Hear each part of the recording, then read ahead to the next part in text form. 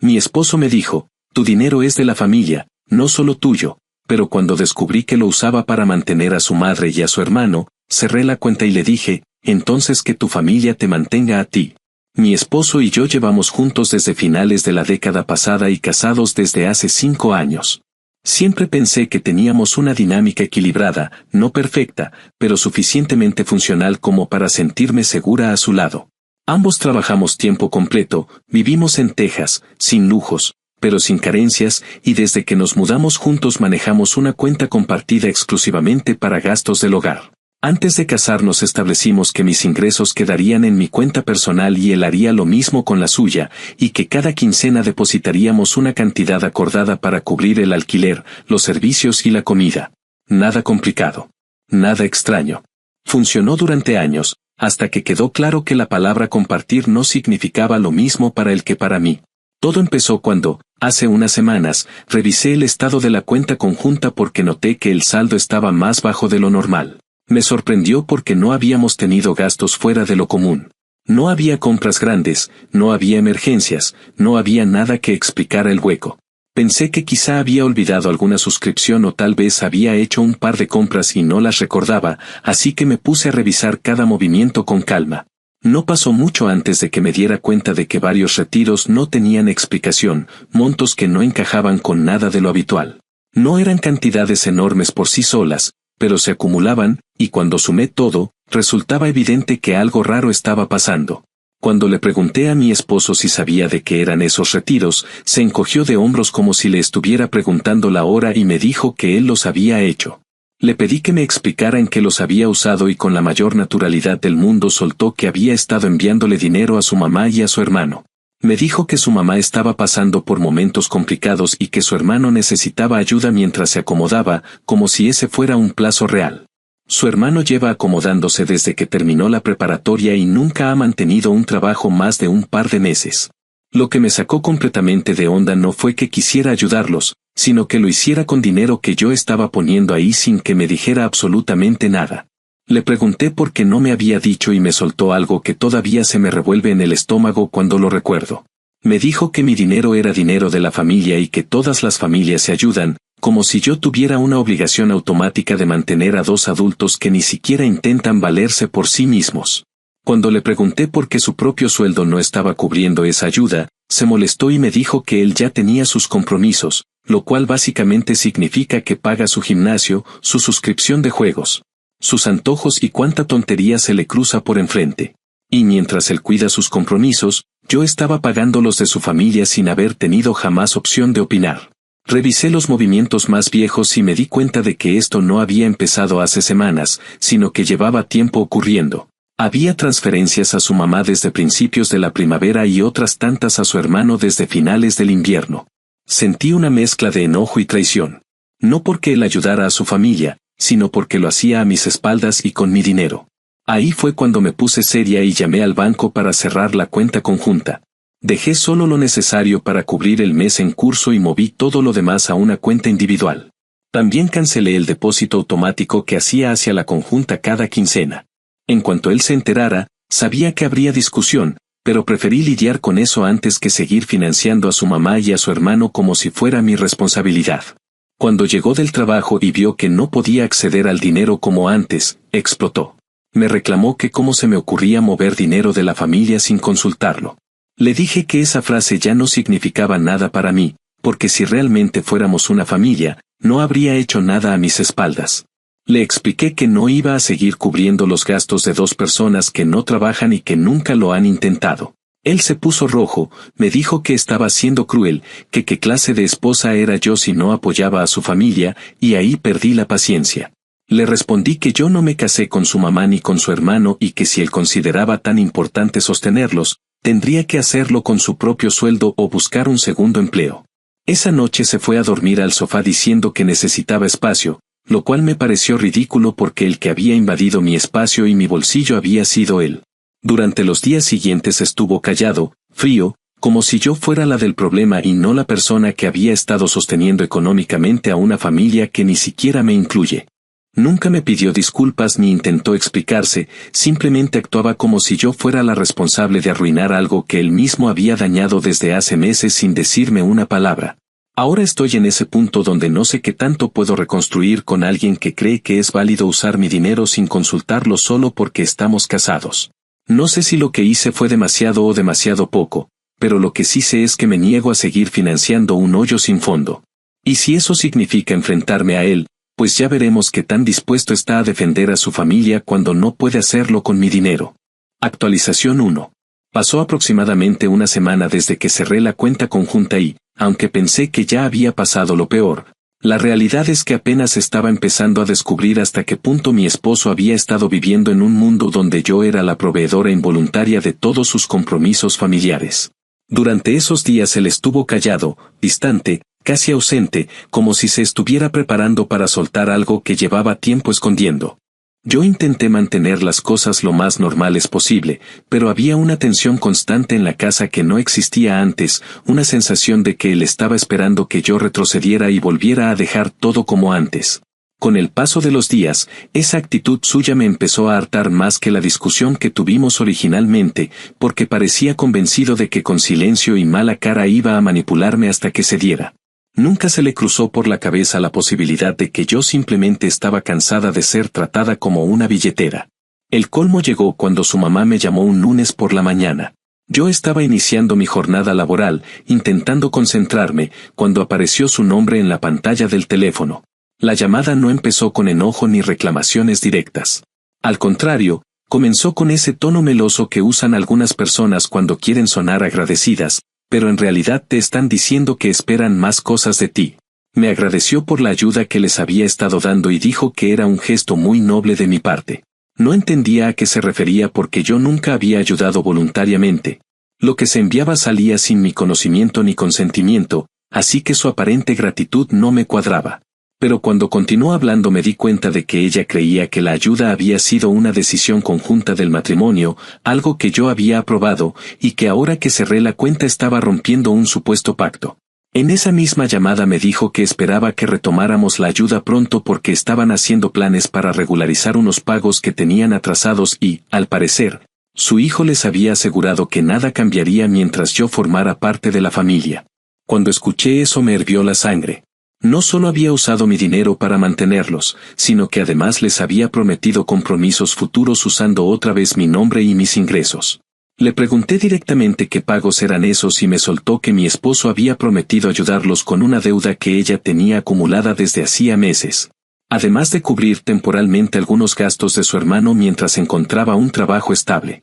Lo dijo con tanta naturalidad que parecía creer que era algo que cualquier pareja haría sin pensarlo. Ahí decidí que no iba a permitir que siguieran construyendo planes alrededor de mis recursos como si fueran suyos. Le dije que yo no había aprobado nada, que mi dinero no estaba disponible y que no pensaba sostener a nadie más que a mí misma. Ella se quedó callada unos segundos, severamente sorprendida por mi respuesta directa, y luego cambió el tono completamente. Me dijo que esperaba más de mí, que una esposa debía apoyar a la familia de su esposo y que, si yo no quería hacerlo, quizás no estaba entendiendo bien lo que significaba estar casada. Cuando mi esposo llegó esa tarde, su mamá ya le había contado mi respuesta. Desde que cruzó la puerta supe que venía listo para pelear. No esperó ni a dejar su mochila cuando empezó a decirme que había humillado a su madre y que me había comportado de una forma que él calificó como injustificable.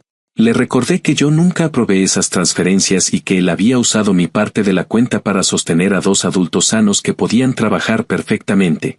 No hubo espacio para la razón. Estaba demasiado metido en su papel de mártir ofendido. Me reclamó que había puesto a su familia en una posición difícil y que si él estaba intentando ayudarlos, lo mínimo que yo podía hacer era apoyar o al menos no estorbar. Y ahí fue cuando, por primera vez desde todo este desastre, se me salió decirle algo que llevaba años tragándome, que su definición de familia siempre había tenido un hueco enorme donde se supone que debería estar yo. Porque para él su mamá y su hermano siempre venían antes, sin importar si eso significaba dejarme a mí como última prioridad. Esa noche él decidió dormir otra vez en el sofá, pero esta vez lo hizo de una manera casi teatral, como si quisiera asegurarse de que yo viera que estaba sufriendo por mi culpa. No hizo ningún esfuerzo por hablar. No intentó entender mi punto de vista. Solo hizo lo que siempre hace cuando está acorralado, actuar como víctima. Durante los días siguientes su actitud empeoró. Me evitaba en la casa, no comía conmigo y se comportaba como si yo le hubiera hecho un daño imperdonable. Lo irónico era que cada vez que él me ignoraba, yo me daba cuenta de lo mucho que me había acostumbrado a cargar con un matrimonio en el que él tomaba las decisiones importantes sin incluirme. El verdadero punto de quiebre, sin embargo, no fue ninguna discusión entre nosotros, sino una conversación que tuve con una prima mía a la que no le había contado nada hasta ese momento. Le expliqué todo lo que estaba pasando y ella me dijo algo muy simple pero que me sacudió. Me dijo que cuando un hombre empieza a usar tu dinero sin decirte y luego se molesta cuando se lo quitas, no está viendo a su esposa, está viendo a un recurso. Está esperando que sigas dando porque le conviene que nunca cuestiones nada. Me preguntó si alguna vez él había usado su propio dinero para ayudar a su familia y la respuesta fue no. Cada vez que su mamá o su hermano necesitaban algo, buscaba la forma de hacerlo a través de la cuenta conjunta. Nunca tocaba su cuenta personal para nada que no fuera para él. Al final de esa semana ya no estaba simplemente molesta. Estaba empezando a ver mi matrimonio como algo que había dejado de ser una relación de dos adultos y se había convertido en un arreglo desigual donde yo ponía más de lo que recibía. Intenté hablarlo una vez más con él, pero fue inútil. Él insistía en que lo que yo había hecho era una traición y que su familia dependía de que las cosas volvieran a la normalidad. Yo, por mi parte, tenía claro que la normalidad anterior nunca había sido justa. Es extraño cómo en una sola semana puedes pasar de sentirte culpable a darte cuenta de que llevabas años cediendo demasiado. Ya no se trataba del dinero, sino de todo lo que ese dinero representaba. Y aunque todavía no sabía qué decisión tomar, lo que sí tenía claro es que ya no estaba dispuesta a seguir sosteniendo sola lo que se supone que debería construirse entre dos. Actualización 2. Pasaron unas 2 semanas desde que dejé clara mi posición y desde que la relación con mi esposo quedó tambaleando como si hubiéramos quitado la base que lo sostenía. Durante ese tiempo, la tensión se volvió parte del ambiente de la casa, como una presencia silenciosa que no hacía ruido pero ocupaba cada rincón.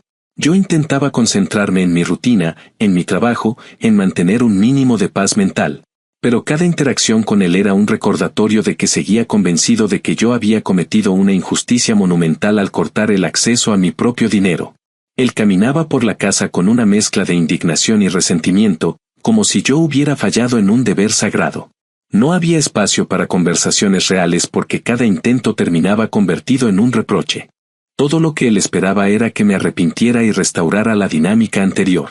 Y mientras él esperaba, yo observaba con más claridad que nunca la forma en que había estado sosteniendo sola un esquema que beneficiaba a todos menos a mí. El detonante real de esta segunda etapa fue una llamada del hermano de mi esposo. No me sorprendió que llamara, lo que me sorprendió fue el nivel de descaro con el que lo hizo. Contesté porque no reconocí el número. Cuando escuché su voz, ya con esa actitud de que todo el mundo le debe algo, entendí que venía preparado para reclamar. Me preguntó sin rodeos por qué había cortado la ayuda. Le dije que no había cortado nada porque nunca existió un acuerdo de mi parte, que simplemente había dejado de permitir que siguieran usando mi dinero. Él respondió que su hermano le había prometido que seguiríamos apoyándolo mientras encontraba estabilidad. Se notaba que repetía palabras que había escuchado 1000 veces, una especie de guión de víctima que se sabía de memoria. Cuando le dije que no era mi responsabilidad mantenerlo, respondió que yo no entendía lo que significaba el compromiso familiar y agregó que si una persona tiene un ingreso estable debería compartirlo para ayudar a quienes lo necesitan. Esa parte me indignó profundamente porque sabía que estaba hablando desde la comodidad de nunca haber mantenido nada, ni un trabajo, ni una casa, ni una sola responsabilidad real. Para él era facilísimo exigir. Lo interrumpí y le dije que no estaba obligada a mantenerlo, que él era un adulto y que yo no tenía interés en financiar su vida. Respondió con un comentario cargado de resentimiento sobre cómo las mujeres de hoy no saben apoyar a la familia del esposo. No pude evitar reírme, no porque fuera gracioso, sino porque resultaba tan absurdo escuchar ese discurso de alguien que ni siquiera paga su propio teléfono. Cuando mi esposo llegó a casa esa tarde ya sabía todo lo que había pasado, porque su hermano, actuando como si estuviera en una cruzada épica, le contó que yo había sido grosera, egoísta y humillante. Desde el momento en que lo vi entrar por la puerta supe que venía listo para pelear, no para hablar.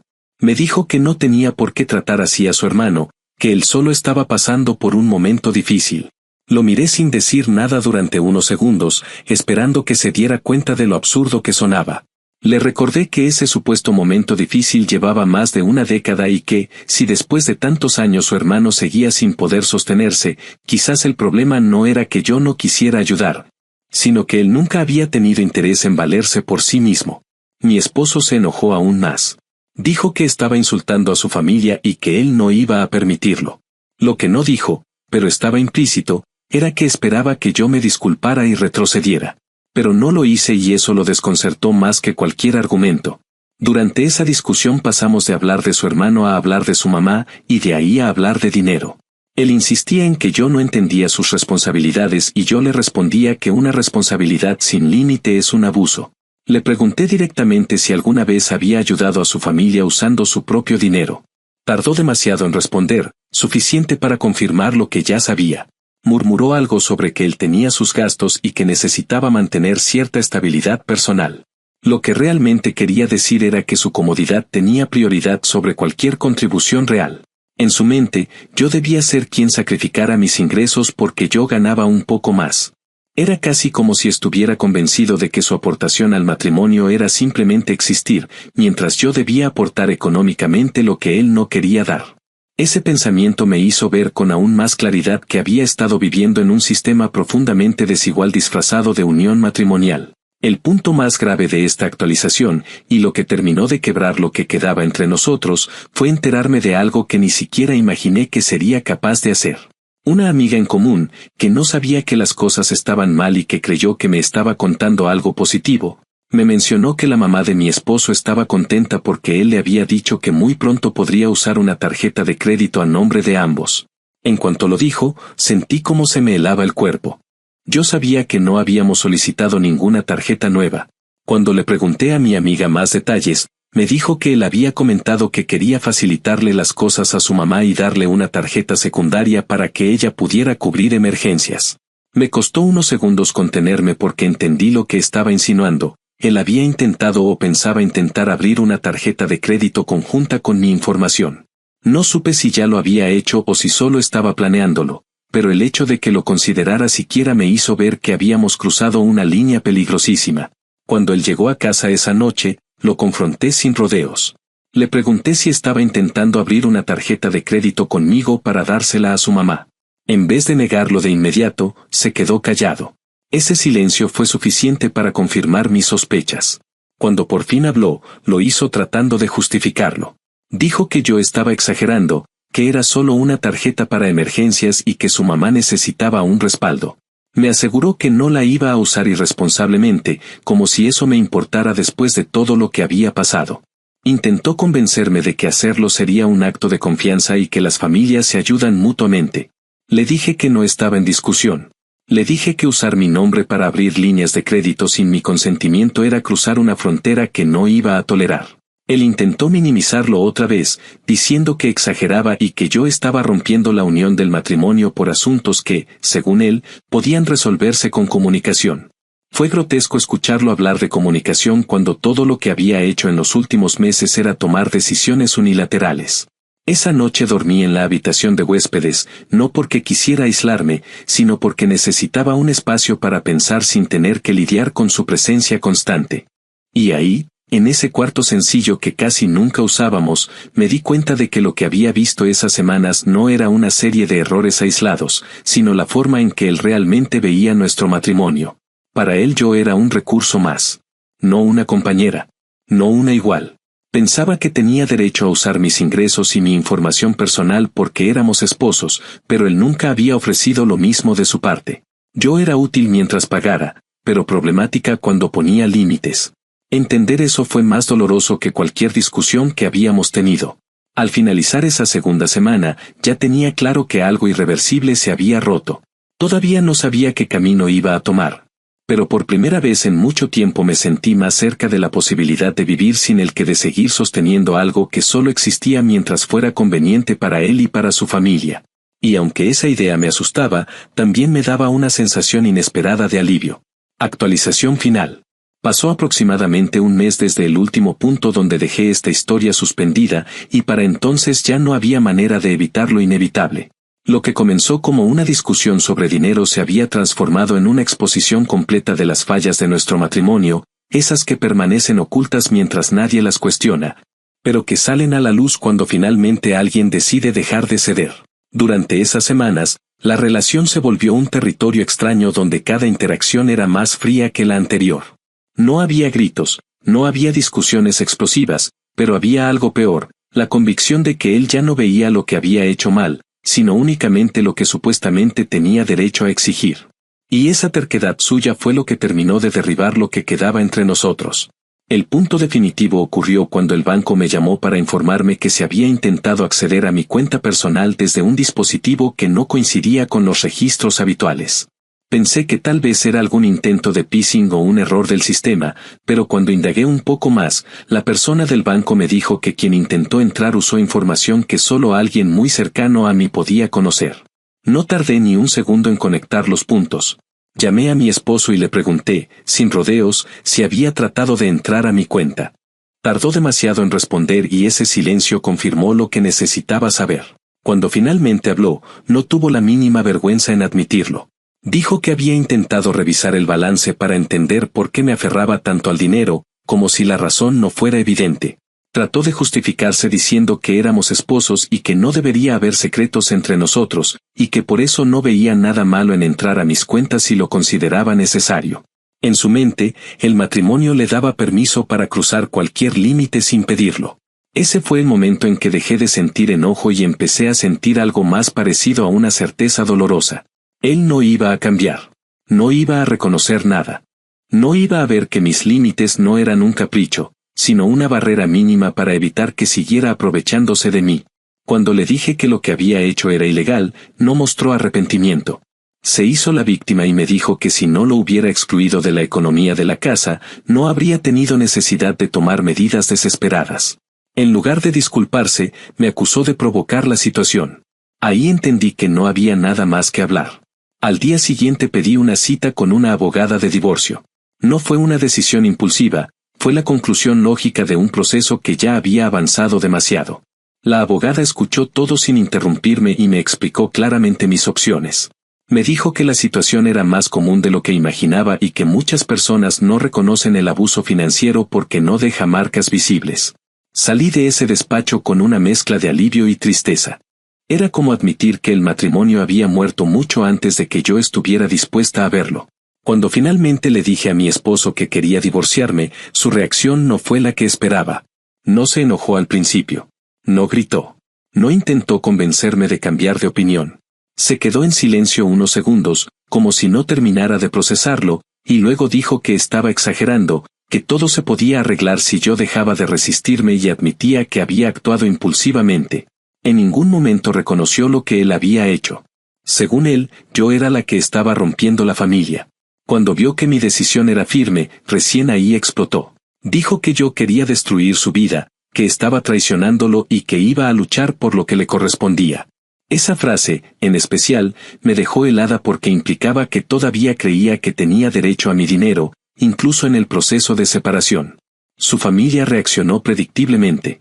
Su mamá me envió mensajes interminables tratándome de ingrata, acusándome de abandonar a un buen hombre y diciéndome que no tenía idea de lo que era el verdadero compromiso. También insinuó que seguramente había otra persona en mi vida y que por eso estaba actuando así. Su hermano, por supuesto, también intervino, diciéndome que estaba arruinando la vida de todos y que esperaba que me sintiera orgullosa de dejar a su madre sin apoyo. La parte más absurda fue que hablaban de perder un apoyo que nunca debió haber existido en primer lugar. No respondía ninguno. No había nada que decirles porque jamás habían visto lo que yo vivía, solo lo que recibían de mí, y ahora que no lo tendrían, necesitaban un villano para justificar la pérdida. Los trámites avanzaron más rápido de lo que imaginé porque no teníamos hijos, ni propiedades compartidas, y gran parte de nuestras finanzas estaban separadas. Lo que más complicó el proceso fue su insistencia en que tenía derecho a cierta parte de mis ahorros porque, según él, el matrimonio implicaba que todo lo mío también era suyo. Mi abogada desmontó ese argumento sin dificultad, pero ver su insistencia me abrió los ojos de una forma brutal. En su mente, yo nunca había sido su compañera, había sido una fuente de estabilidad que él asumió como garantizada. Por eso estaba tan ofendido, no porque lo dejara, sino porque ya no tendría acceso a mis ingresos. Durante el último mes de convivencia, antes de que él se mudara con su mamá, la casa se volvió un espacio completamente ajeno. Él actuaba como si yo fuera la culpable de todo, ignorando por completo sus acciones. Yo vivía en una mezcla de silencio y planificación, pensando en el siguiente paso, en cómo reorganizar mi vida, en cómo evitar que cualquier rastro de culpa me hiciera retroceder. Porque sí, había momentos donde me preguntaba si estaba siendo demasiado dura, si tal vez podríamos haberlo resuelto de otra forma. Pero cada vez que dudaba, recordaba cómo me había usado, cómo había intentado entrar a mi cuenta y cómo no sintió ni la más mínima culpa. Esas dudas se desvanecían de inmediato. Cuando finalmente se fue, la casa quedó en un silencio distinto. Un silencio que no era tenso ni cargado. Era un silencio que me permitía respirar. Sentí un alivio inmediato, aunque mezclado con cierta tristeza inevitable. No por él, sino por la versión de mi vida que pensé que existía y que no era real. Pasé varios días reorganizando cosas, limpiando, moviendo muebles. No para empezar de cero de manera simbólica, sino para reconectar con mi propio espacio sin la sombra de alguien que había dejado de verme como persona. Hoy puedo decir que no me arrepiento. Hubo un tiempo en que pensé que un matrimonio fracasado era un reflejo personal, una marca de algo que hice mal. Ahora entiendo que lo que fracasó no fue mi esfuerzo, sino la falta de responsabilidad y empatía del otro lado. Y aunque duele soltar la idea de lo que pudo haber sido, también es liberador recuperar lo que por mucho tiempo dejé en manos de alguien que nunca lo valoró. Mi vida ya no gira en torno a sostener a alguien que jamás quiso sostener nada. Y esa simple verdad, después de todo lo vivido, se siente como la primera decisión realmente mía en mucho tiempo.